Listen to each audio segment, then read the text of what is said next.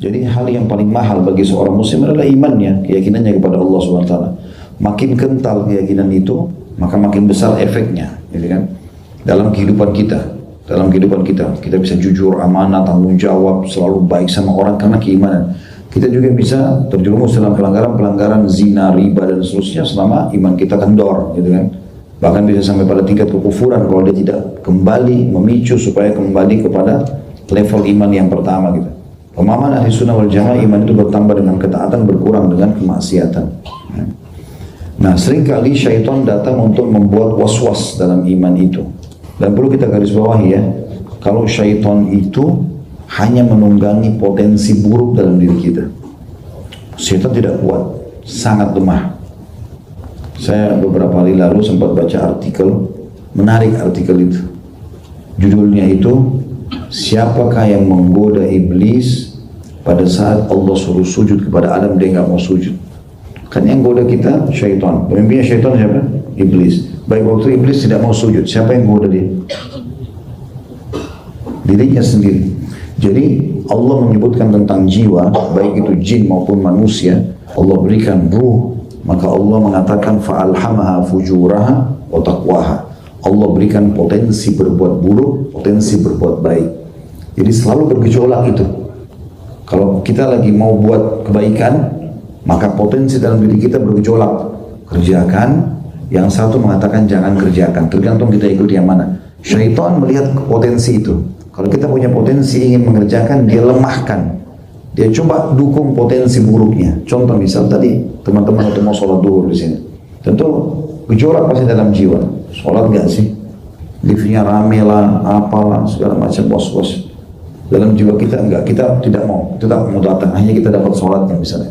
Majelis ilmu hadiri enggak sih? Lebih baik saya duduk nongkrong minum kopi. Enggak, kita ikut potensi positif kita. Maka di syaitan tidak bisa buat apa-apa karena dia cuma mengikuti potensi itu. Jadi sebenarnya kita bagaimana mengontrol diri kita saja. Yang dari luar ini enggak ada pengaruhnya sama sekali. Masalahnya di kita. Bayangkan teman-teman, kalau jiwa kita bahagia, tentram, tempat sempit pun rumah gubuk enak. Kalau jiwanya sempit, bermasalah, biar rumahnya seluas apapun, banyak pelayan-pelayannya, bumi jadi sempit buat dia. Jadi sebenarnya dalam diri kita itu. Makanya salah satu zikir bagi petang yang pernah kita pelajari, Allahumma inni a'udzubika min syarri nafsi wa min syarri syaitanin wa syirki.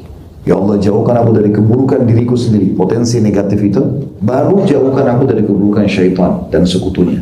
Jadi syaitan menunggangi itu saja. Maka teman-teman sekalian, kita harus betul-betul meredam potensi buruk itu dengan potensi yang baik. Tentu ini dengan cara belajar agama. Kita jadi terdorong untuk berbuat baik, kita jadi takut untuk berbuat keburukan. Jadi syaitan tidak ada celah untuk menunggangi potensi buruk itu. Nah, kalau seandainya ada orang ditimpa keraguan-raguan, ada beberapa poin yang dianjurkan dia untuk jaga. Yang pertama, hendaklah dia memohon perlindungan kepada Allah. Sebagaimana hadis Bukhari jilid 6 halaman 336, Muslim jilid 1 halaman 120. Seperti biasa, ya Allah lindungi aku, jagalah imanku. Salah satu doa Nabi SAW adalah Allahumma habbib ilainal iman. Ya Allah, cintakanlah keimanan itu pada kami. Wa zayyinhu fi qulubina, dan hiasilah di hati-hati kami. Wa qarrih ilainal kufra, buatlah kami benci terhadap kekufuran, wal fusuqa, dan perbuatan kejahatan, wal isyan, dan pelanggaran-pelanggaran. Waj'alna minar rasyidin, jadikanlah kami orang yang selalu dapat petunjuk. Kita memang minta agar kepada Allah agar iman itu ditanamkan dalam hati. Kemudian yang kedua B-nya, berhenti dari keraguannya. Sebagaimana disebutkan dalam hadis Bukhari juga jilid 6 halaman 336, Muslim jilid 1 halaman 120. Dia harus memberhentikan, melawan itu. Misalnya ada bisikan, Allah di mana sih? Masa Allah ada? Ya. Siapa yang ciptakan Allah? Allah sekarang melihat enggak? Dan seterusnya. Was-was. Maka dia harus menepis itu semua. Dikuatkan dengan poin C-nya. Yang ketiga adalah mengucapkan amantu billahi wa rusulih. Aku beriman kepada Allah dan kepada para rasul yang diutus olehnya. N-nya besar, kata ganti Allah. Kalau Bapak Ibu lupa, bilang saja amantu billah. Ya, kalau Bapak mau kuat, lebih lengkap amantu billahi wa rusulih. Ditambah rasul-rasul gitu ya. Maka ini dalam sebuah hadis yang sahih diriwayatkan Imam Muslim di 1 halaman 119 dan 120, kata Nabi SAW, kalau dibaca ini akan hilang was-was itu. Kenapa ada sahabat begitu bertanya, ya, mereka terus saja beribadah kepada Allah sampai syaitan masukkan was-was dalam hati mereka, sampai muncul pertanyaan, siapa yang menciptakan ini, siapa yang menciptakan itu, sampai siapa yang menciptakan dirimu. Lalu dijawab Allah. Lalu dikatakan, lalu siapa yang menciptakan Allah? Kata Nabi SAW, kalau sudah sampai pada pertanyaan itu, maka ucapkanlah amantu billahi wa rasulih. Aku beriman kepada Allah dan Rasulnya. Termasuk teman-teman kalau muncul keraguan, benar nggak sih kalau orang taat masuk surga, orang kalau durhaka masuk neraka, benar nggak saya akan terima pahala-pahalanya? Itu semua was-was yang harus kita lawan. D, atau yang keempat dalam poin ini, hendaknya membaca firman Allah Subhanahu wa taala dalam surah Al-Hadid ayat 3.